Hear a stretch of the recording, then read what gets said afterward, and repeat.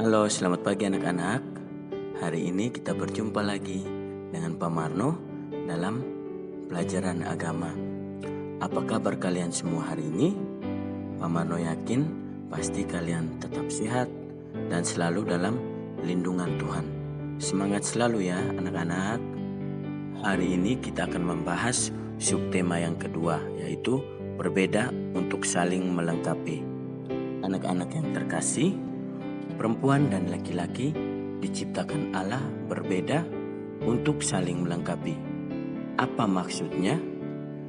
Kita akan melihat bersama-sama dalam pembelajaran ini. Sebelumnya, mari kita mengawali pertemuan kita hari ini dengan doa. Semuanya ambil sikap siap untuk berdoa ya. Marilah kita berdoa dalam nama Bapa dan Putra dan Roh Kudus. Amin. Allah yang Maha Baik, Engkau telah menciptakan laki-laki dan perempuan sesuai dengan citra-Mu untuk saling melengkapi. Kami sadar kami perlu saling menolong dan melengkapi, namun tidak membeda-bedakan dan menindas yang lain. Berkatilah kami agar dapat belajar saling melengkapi satu dengan yang lain. Demi Kristus Juru Selamat kami. Amin. Dalam nama Bapa dan Putra dan Roh Kudus. Amin. Anak-anak, kita akan melihat tujuan pembelajaran kita hari ini. Tujuan pembelajarannya ada 3. Yang pertama, menjelaskan tujuan Tuhan menciptakan laki-laki dan perempuan. Kedua, menjelaskan ciri-ciri kodrati perempuan dan laki-laki sesuai ajaran gereja.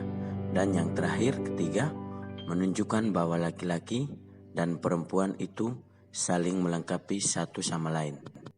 Sebelum kita masuk ke subtema pelajaran hari ini, kita akan mereview atau melihat kembali pelajaran minggu lalu dengan tema ketika Allah bercermin.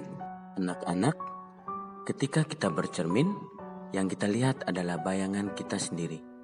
Sedangkan ketika Allah bercermin, bayangannya ialah manusia laki-laki dan perempuan. Manusia merupakan gambar dan rupa Allah. Manusia memiliki cipta, rasa, dan karsa. Hal itulah yang membedakan manusia dengan makhluk hidup lainnya. Allah adalah Maha Baik. Ia menciptakan segala sesuatu baik. Ia menciptakan manusia yang disebut amat baik. Jika manusia menggunakan daya cipta, rasa, dan karsa dengan tujuan baik seperti Allah, maka manusia sungguh menjadi citra Allah. Kita harus bersyukur atas anugerah cipta, rasa, dan karsa dari Tuhan. Syukur yang paling nyata adalah mengembangkan cipta, rasa, dan karsa itu untuk hal-hal yang baik. Nah anak-anak, Pak Marno pasti yakin kalian bertanya, apa itu cipta, rasa, dan karsa? Sekarang Pak Marno akan jelaskan. Cipta adalah kemampuan spiritual. Cipta berhubungan dengan kreativitas hidup, di antaranya meliputi pengamatan, ingatan, dan pikiran. Cipta juga berkaitan dengan akal yang mendorong seseorang untuk berpikir. Rasa adalah kemampuan spiritual yang secara khusus mempersoalkan nilai keindahan. Rasa berhubungan dengan wawasan hidup, di antaranya meliputi perasaan, keindahan, kesusilaan, sosial, dan juga harga diri.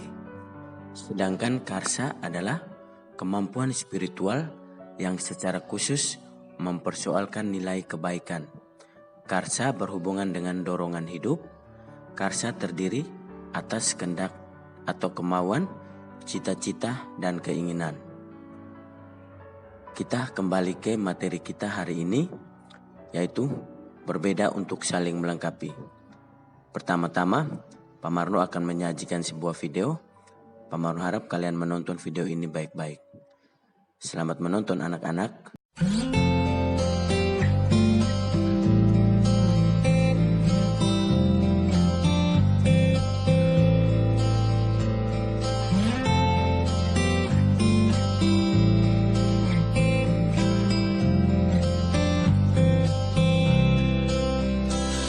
Tak ada manusia yang terlahir sempurna.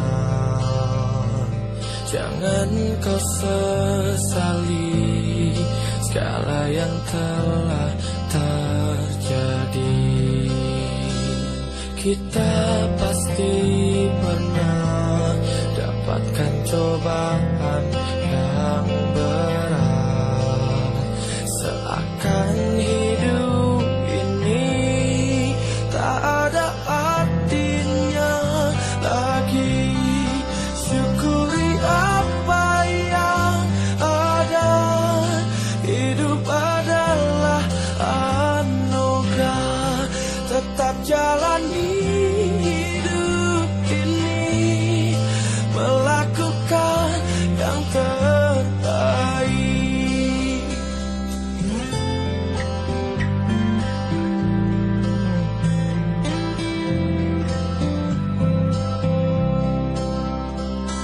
Tak ada manusia yang terlahir sempurna.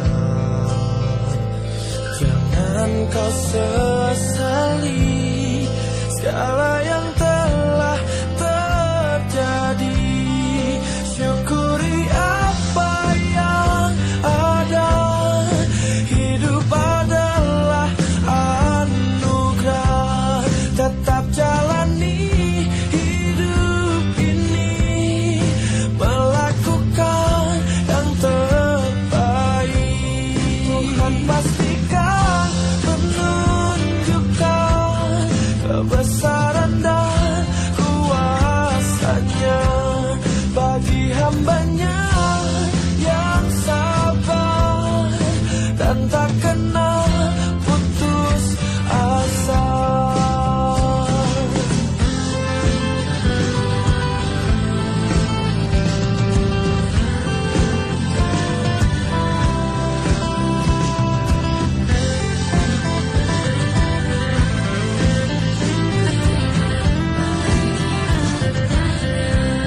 Jangan menyerah,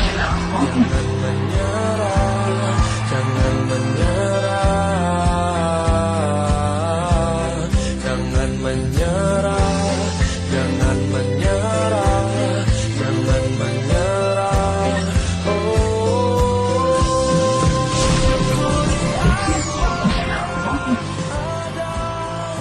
Hidup adalah Nah, anak-anak, kita sudah bersama-sama menyaksikan video tadi, di mana menceritakan tentang sepasang suami istri yang tubuhnya tidak lengkap dan saling bergantungan satu sama lain. Kemana-mana mereka selalu berdua. Sang istri menggendong suaminya. Sang suami tidak mempunyai kaki yang utuh, kakinya hanya sebatas paha, sedangkan istrinya tidak mempunyai tangan yang lengkap. Tetapi mereka percaya bahwa dengan saling melengkapi, mereka akan bisa hidup bersama-sama. Begitupun juga kita, jika kita mempunyai kekurangan, maka ada orang lain yang mempunyai kelebihan untuk melengkapi kekurangan yang kita alami. Sekarang kita akan masuk ke bagian pendalaman kitab suci. Pak Marno minta kalian di rumah untuk membuka kitab suci Perjanjian Lama. Yang pertama, kitab Kejadian bab 1 ayat 27 sampai 28, dan yang kedua, kitab Kejadian bab 2 ayat 18 sampai 24. Pak Marno minta kalian membaca dengan baik-baik karena akan ada tugas sesuai dengan kitab suci yang kita baca hari ini. Setelah membaca dua kitab suci tadi, sekarang Pak Marno minta kalian untuk mengerjakan tugas. Nomor 1, apa tujuan Allah menciptakan laki-laki dan perempuan? Nomor 2, apakah tujuan beranak cucu itu dapat dicapai oleh laki-laki seorang diri? Nomor 3, apa yang dilakukan Allah agar manusia dapat beranak cucu? Dan yang terakhir, nomor 4, menurut kitab suci, apa arti dari saling melengkapi? Selamat mengerjakan tugasnya. Semangat selalu ya anak-anak. Tugasnya ditulis di buku PS, nanti dikumpulkan hari Jumat. Nah anak-anak, sampai di sini dulu pertemuan kita hari ini. Kita akan melanjutkan pembahasan ini besok hari Jumat. Kita akhiri dengan doa. Marilah kita berdoa dalam nama Bapa dan Putra dan Roh Kudus. Amin. Tuhan Yesus, Terima kasih karena sudah mencintai dan memberkati kami dalam belajar hari ini. Namamu kami puji, kini dan sepanjang masa. Amin. Dalam nama Bapa dan Putra dan Roh Kudus. Amin.